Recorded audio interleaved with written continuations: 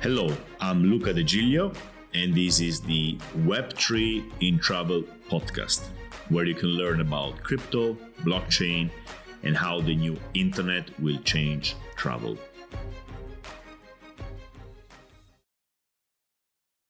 About a month ago, somebody wrote to me in LinkedIn. I'm not going to say the name. I don't think I haven't asked for permission, but I don't think it matters.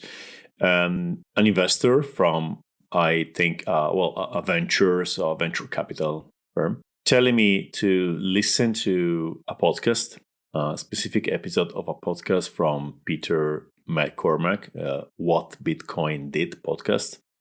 This is a podcast I listened to a lot some time ago, then I kind of stopped. And where he basically saying that, they're mentioning the Uber, the centralized Uber use case, and he's saying it doesn't really make sense.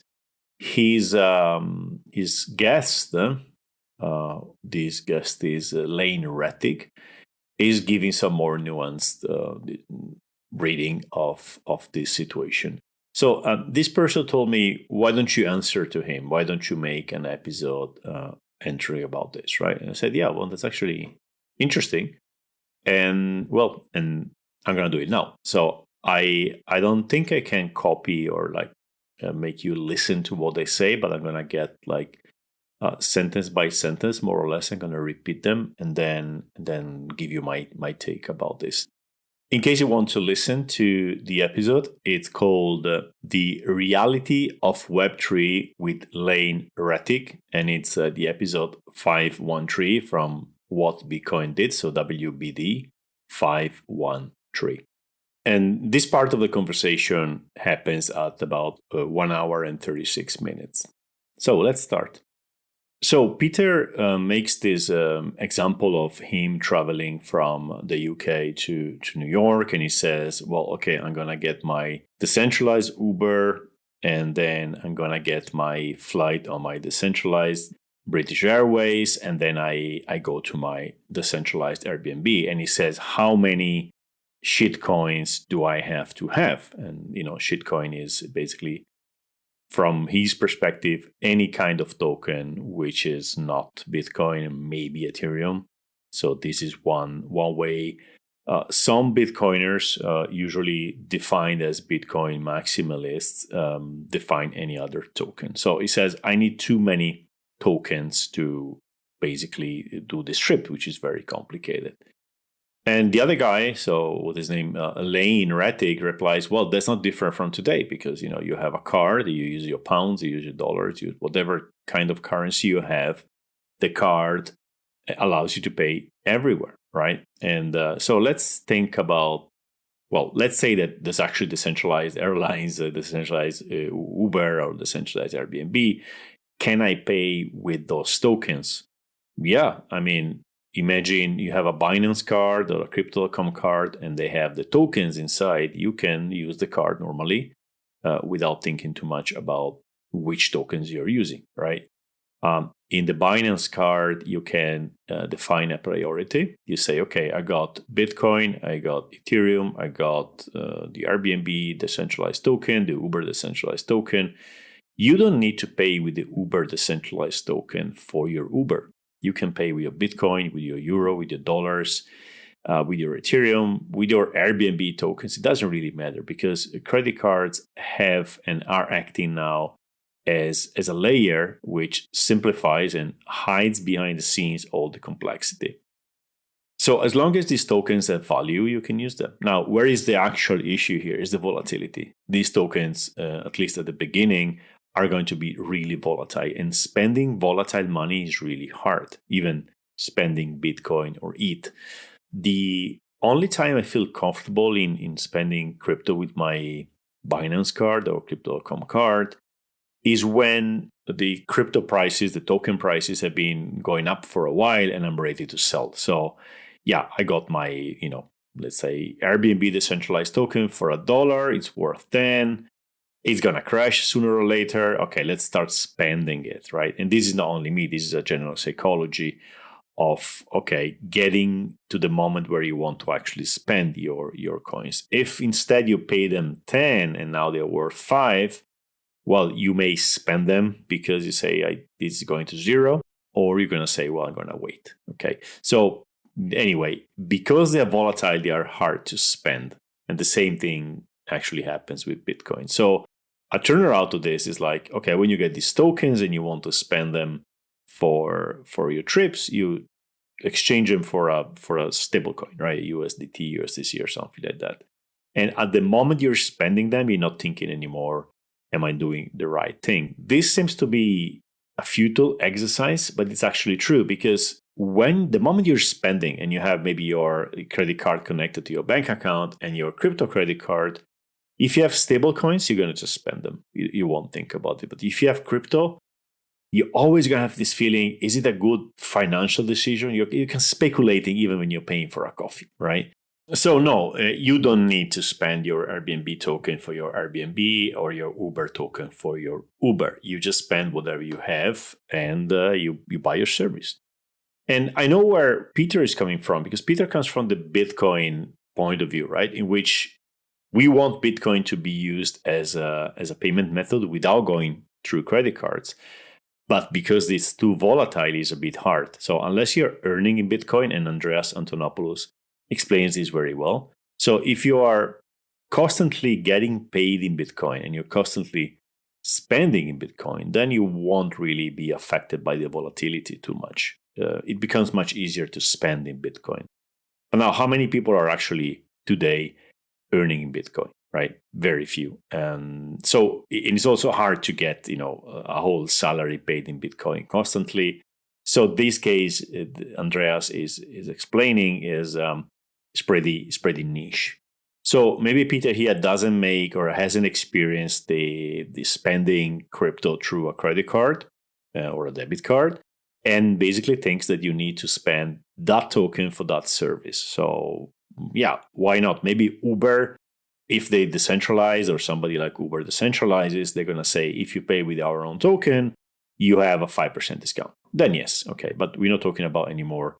Nobody's going to say, you have to spend our tokens or this is not going to work. This is legacy thinking from 2018, when we actually thought that you can issue lemon coin, and if you want to buy the lemonade, you need your lemon coin. There's also a funny video about that if you look for it. It's a parody of how crypto works as a payment, and it's from a few years ago. So definitely fun to watch, and that's the kind of thinking Peter is giving us here. And so Peter here continues this conversation and says something a bit weird, in my opinion, because he says, when I pay, I don't want to think how much have I staked, and what is the value of this token? Is it going up? Is it going down? I prefer to use the credit card where the value is fixed. And this problem is the same you have with Bitcoin. Do I have my private keys? It's said too, like, do I have my wallet with me? Is it like a wallet with all the money? So am I putting my wallet at risk?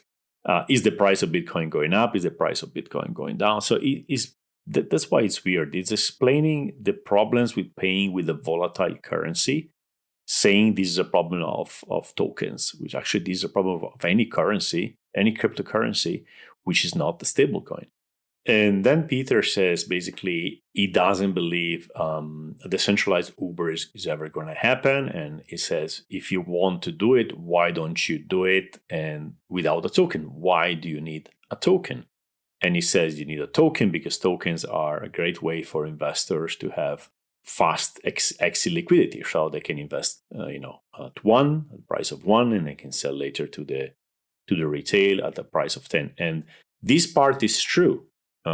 If you are an investor and you are investing in, let's say, a normal startup with shares, you have to wait for a liquidity event, what they call an exit. So maybe somebody buys the startup, or the startup makes an IPO. That's how you get the money out of your investment multiplied. This part is true. With tokens, this can be much faster. You can buy token at the pre-sale, say like costs 10 cents to you in a private sale. Then the token goes on the market with an ICO, or maybe just goes on the market with an airdrop, whatever, and then the price goes up at 1 or 10, and you can sell. Now, this is a very basic approach. Serious projects give some vesting, and this vesting is public, so you know that investors paid 10 cents and they cannot sell for 4 years. But this is not always transparent, and I would stay very far from those projects. So if a project is selling a token, it doesn't tell you how many they sold, to whom, and what is the vesting, I wouldn't touch them, because then you, as a buyer, become exit liquidity. You are the one giving the money to the investors. So this part is true. But he's saying the only reason tokens exist in general is that they are a good way for investors to have exit liquidity. And while this is true often, it is not the only reason tokens exist. And this is a whole tokenomics of projects. And Lane Rettig replies to him, saying basically that you need monetary policy in these projects. So you need to be able to mint or burn those tokens, and you cannot do it with ETH or Bitcoin. And it doesn't explain much farther than that, but it's basically, look, if you have a project and you want to raise money, tokens are a great way to raise money, either from investors or from the general public. That's why you need a token. And so you give them the token, they give you money, that could be ETH or it could be dollars or whatever, and then you spend the money to build the product. This is a very basic way to raise money, and it's been proven actually to work. Now, of course, if you point to the failures, which are many, as there are many with startups, you could say this doesn't work. But for raising money, it's a good way. I talked in the past about ICOs and stuff, so you can go back to those episodes. You need a token if you want to raise money. What are you going to sell otherwise? Shares. Well, then you're back to the previous model, which is good. It works, fine. But maybe you want to raise money by selling tokens. And by selling tokens, you are giving access to a wider range of people. And those people with your tokens can become part of the project. They're going to pump your project, not pump the token itself, but talk about your project, because now they are incentivized. And this creates a whole marketing layer of evangelists, etc. But we discussed these things in the past. And this is the first answer. It's pretty simple. You need a token because you want to raise money. Then when you have raised money, you have your tokens. These tokens can be used for governance, for instance. They could also be used for payments, but that's not the point really, right? Because for payments, we have other ways. We have, other tokens. We have credit cards. We have, if you don't want to be 100% decentralized, you can also accept credit cards. So that's the basic answer, right? And tokenomics goes much deeper than that, because tokens are much more than just shares. They're also money, and they are also governance votes for everybody who has these shares. We discussed this in the past. I won't repeat it, but basically here, Peter is not accepting the fact, or he doesn't know that tokens are a great way to raise money, basically. So you need to raise money to build most of the projects. And then he says, or he asks, why can't you do this with Bitcoin? This is a classic rebuttal of Bitcoiners. Oh, okay, let me make a parenthesis here, because Bitcoiners, who is a Bitcoiner? I define a Bitcoiner anybody who has Bitcoin. Okay, and I am a Bitcoiner myself. Actually, I am a Bitcoiner since 2013, so I'm pretty early in this. Now, I am also in other projects. I am also an Ethereum, if you want. Maybe we should refer to people like Peter McCormick as Bitcoin maximalists. And it could be a bad label or a too strict label, but in general, maximalists say everything should be on Bitcoin, every other token is a shitcoin, and they just basically say everything else is a scam. Okay, now, of course, in the Bitcoin maximalist group, you have the very extreme ones, very simple ones who don't even have any kind of nuance, and then you have the more advanced ones. I'm forced to put them under the same label, but I want to make sure that you understand it's a group. Okay, it's a specific group with different levels of knowledge there. So let's say that Peter McCormick can be called a Bitcoin maximalist. So Bitcoin maximalists do that. They always say, you can do this on Bitcoin too. Why do you do it on another blockchain? It's just a scam. But the fact is that nothing has been built on Bitcoin so far. And I personally, from my limited technical knowledge about this. I personally think Bitcoin is not supposed to be this kind of network where you can actually build scripts which are more advanced than the very basic ones. Because if you try to have a more flexible Bitcoin, you're also making it less solid and more fragile, right? So they have talked about doing everything on Bitcoin, DeFi on Bitcoin, etc. And I really hope we can have these kinds of industries on Bitcoin, because the base layer is the most decentralized. Even if the discussion between Ethereum and Bitcoin decentralization is very complicated, still Bitcoin is probably the most decentralized blockchain out there. If we could have DeFi and NFTs and everything else on top of Bitcoin, it would be fantastic. Problem, we don't have it. So when we see that we can actually have something like this without sacrificing the censorship resistance and the solidity of Bitcoin, I'm all for it. But so far, unfortunately, we haven't seen that. We have seen a lot of attempts to do more complex things on top of Bitcoin, and these things tend to be also centralized because, again, it's not easy on Bitcoin. Bitcoin wasn't built for that, right? And this is fine. If Bitcoin accomplishes the goal of becoming a global currency, a global store of value, we don't need more. We can do the experiments elsewhere. Well, why does Bitcoin have to do everything? I mean, it's a token, it's a blockchain, it's not a god or the one technology which will save us all, right? It's just one technology. Why are these maxis so angry about the fact that a lot of economic activity is happening elsewhere? But yeah, let's go on with the podcast. So here Lane says it's disingenuous to say that tokens are never needed. He says, if you want to start something like a DAO, and he's mentioning Shapeshift, which was a centralized company, which went completely decentralized or is going toward complete decentralization, you need a token. And Peter here says, but okay, why do you call them tokens? These are equities. And again, this is not understanding what a token is. A token is not only a share. It's not equity only. For instance, it can be used for payments. You cannot use shares for payments, right? And we discussed this in the past. So it's basically trying to make the case, which many Bitcoin maxis are doing now, is like everything else, everything which is not Bitcoin is a security. Please regulate it. And this is really sad to see because Bitcoin comes from ethos of decentralization, independence from the government, cyberpunks, etc. And seeing Bitcoiners calling the regulators to regulate Ethereum or tokens, it is really sad. It means something has changed by growing. Other people came in with different ethos, different ideologies, different ideas. And I hope they haven't taken over. They did, at least in terms of noise.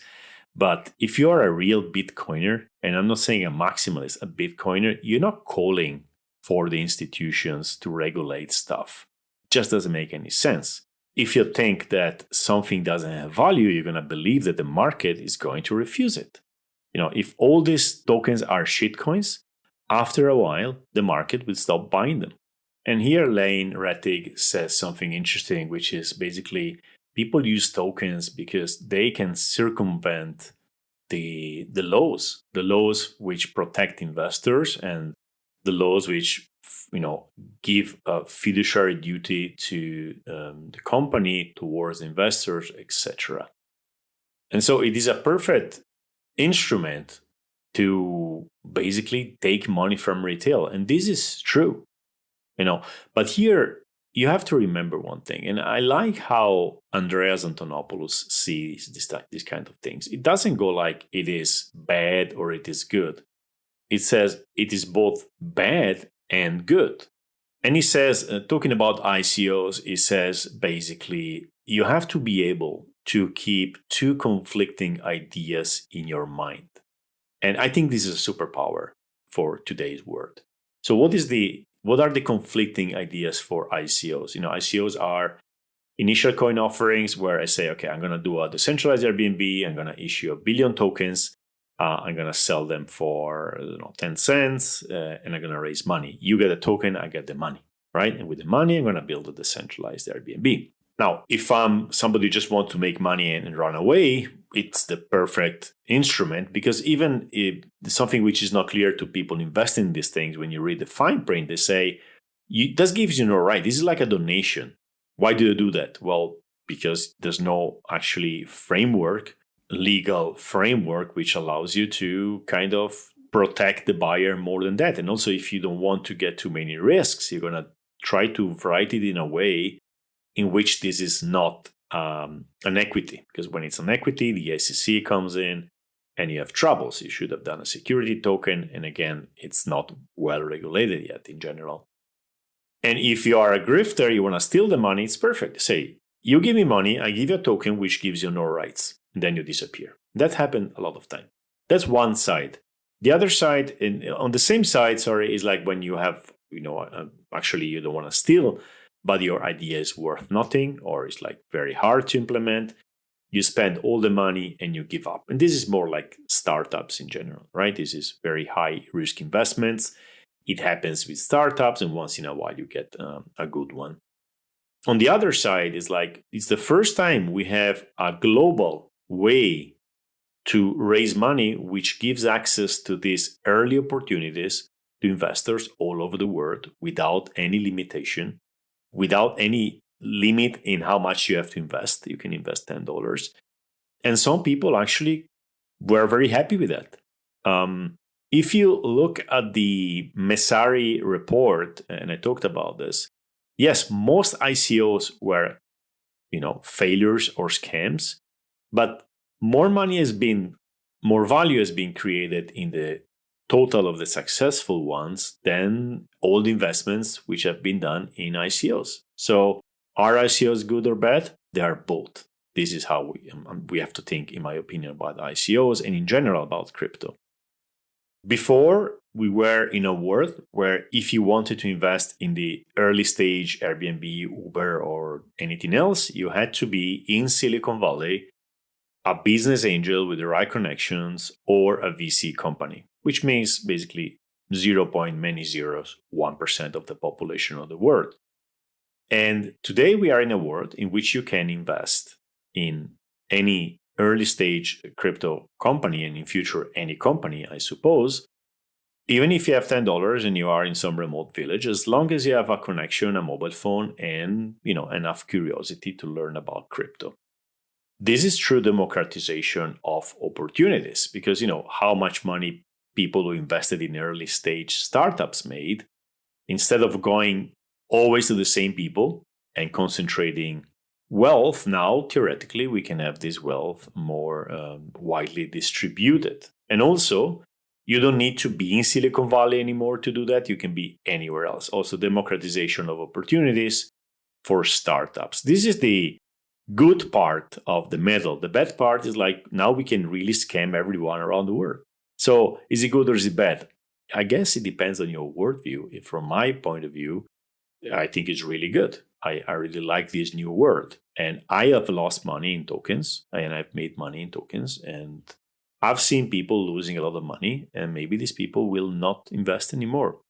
They learned a lesson, I suppose. So it is really hard to say if this is something which makes the world fairer or worse. It's really hard to say that.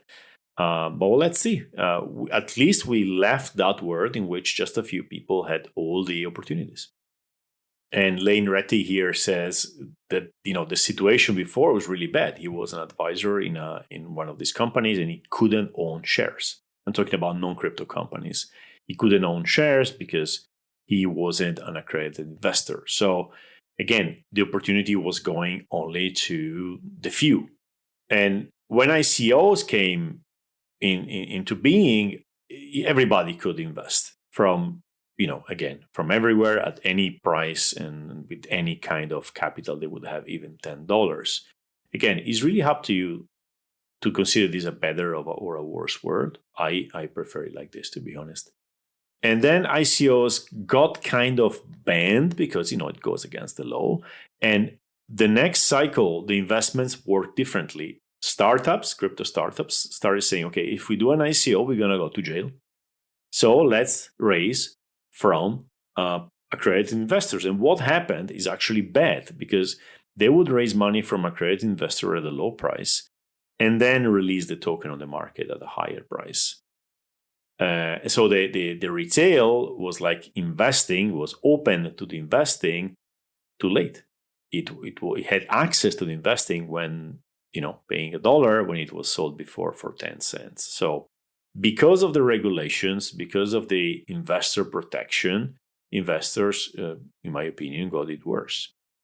So to sum up my take on this part of the episode, the reality of Web3, I see Peter McCormack reading as a simplistic one, and he comes from a place I know very well, which is Bitcoin, because I was there when there was basically no Ethereum.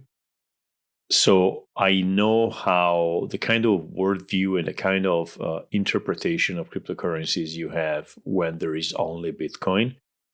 And then Ethereum came and a lot of things came to existence. And my feeling is that Bitcoin maximalists got stuck in that period. Many of them, because they tried it, they thought that there was some value in it. They bought tokens, they lost money. They see all the bad things about this space, and they tend to forget the good things, and they tend to forget the bad things Bitcoin had before, because when there was only Bitcoin, there were speculators, there were sharks, there were the bad people, there were the scams, just the same.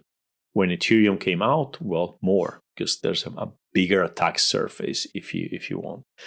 And with NFTs, even more, because now you could attract another kind of people, less technical, more visual, etc. So, to sum it up, again, this is a simplistic reading of the situation, in my opinion, from Peter. While Lane Rettig, I forgot to say, is a former Ethereum core developer, who basically left the space and is a core developer now for Space Mesh, which is a new cryptocurrency saying that they are going to make Satoshi's vision a reality. In his Twitter bio, he still defines himself as an Ethereum and as a Bitcoiner. So he has a much more both informed and nuanced view of the situation. So while Peter completely dismisses the idea that something good can come out of it, Lane is more positive about that. Me, what I think. I think there's a lot of potential here, and we should keep experimenting. And there is a lot of trial and error and a lot of scams. So it's as the bankless guys say, it's the West. We're going into a direction where things are both interesting in terms of opportunities and dangerous in terms of risks. So I hope I gave comprehensive reading of this part of the podcast, part of the episode of the podcast, and I hope I gave you a bit more in-depth analysis of this. Now, you are going to meet people in your journey. If you start a journey in Web3, you're going to meet people who are completely dismissive of this. And usually they are Bitcoin maxes. You can do what you want with them. You can try to engage and try to learn from them. Maybe they help you go back to the basics, but do not in general expect too much, knowledge or even intellectual honesty from most of them. So, but it's going to happen. There is today in Bitcoin a very open fight amongst the Bitcoin maxis, which kind of took over the narrative and lowered very much the quality of the discourse. And other people who often have been in Bitcoin longer than them are much more technical, and because they are open-minded, they also follow Ethereum. And those people are first amongst all is Andreas Antonopoulos, and now others are kind of defecting the Bitcoin maxi space or the Bitcoin space by saying we have to isolate and silence those people. Silence is not a good way. We have to take back the narrative, because it's really become tribal and religious, and this is not good for Bitcoin and for anybody else. It's just some people who took over, the zealots, the noisy ones, the violent ones, etc. So this is one part of crypto which is not very well known unless you follow Bitcoin. I find it very, very interesting. I root for the second field, the real OGs and the real technical people who understand Bitcoin deeply. And I hope the maxis just go away, because they're so annoying, and so, in my opinion, they are slowing down everything in Bitcoin. The only good thing I can say about them is that, you need to have some religious people on board who will never give up. The core believers, but I don't think they are very, I can't really, I don't think we can count on them too much. They're going to run away because they don't understand Bitcoin, in my opinion. So the most vocal people who defend Bitcoin to the level to say that everything else is a shitcoin, I don't think they understand Bitcoin. This is my opinion. With the due exceptions of people who are really technical and understand it much better than me, but they decided to focus on Bitcoin because of what it means and the impact it can have. And, everybody has a limited time, a limited bandwidth. And maybe because they are too focused on Bitcoin, they just don't want to get sucked into the Ethereum space because it's really too big, and they simply dismiss it. Anyway, very interesting cultural wars going on right now in crypto.